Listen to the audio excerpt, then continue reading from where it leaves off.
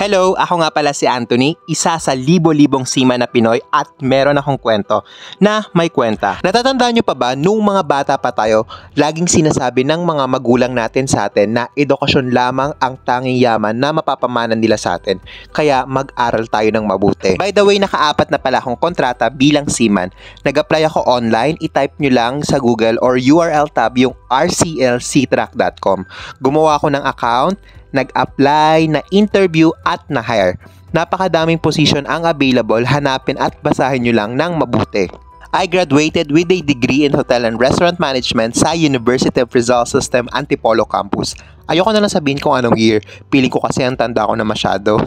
Kaya sa mga nagdadalawang isip dyan, ako curious at napanghinaan ng loob kasi nga di nakatapos ang pag-aaral o college, meron kasing mga non-maritime job sa barko na pwede nyong applyan. It means di kailangan na seaman course yung natapos nyo. Kagaya ko, HRM graduate ako pero nakapagbarko ako. Huwag kayong mangamba, kahit elementary level or high school graduate ay pwede mag-apply. Iniisip kasi siguro nung iba baka mas may edge yung college level or college graduate ang mag-apply sa barko. Alam nyo ba na mas i-consider nung recruiter yung may working experience na kaysa dun sa college graduate na wala pang experience? Kasi edge at advantage niya yung mga working experiences niya. Again, at uulitin ko, kahit ano pa ang natapos mo, kung elementary, high school, or college graduate ay nagkakatalo sa working experience. Kasi di naman tinatanong kung ano yung natapos mo during interview. Magbe-base sila sa background knowledge na masishare mo during interview dun sa position na a-applyan mo.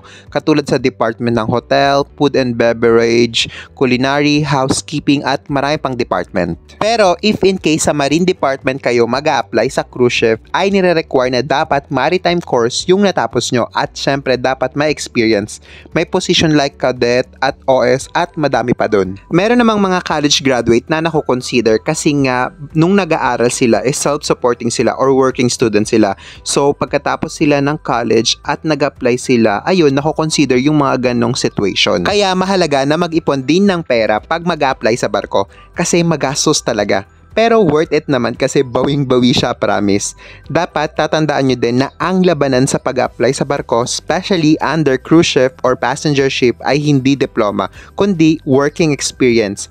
Di mo na kailangan ng backer pag mag-apply ka sa mga cruise ship. Katulad ko, lakas ng loob at enough experience yung puhunan ko sa pag-apply at sinamahan na din ng dasal.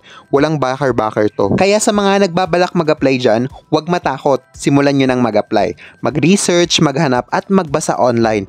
Napakadaming manning agency ang pwede nyong applyan if gusto nyo talagang makapagtrabaho sa barko. So, yun lang. Thanks for watching and see you on my next one. Bye-bye!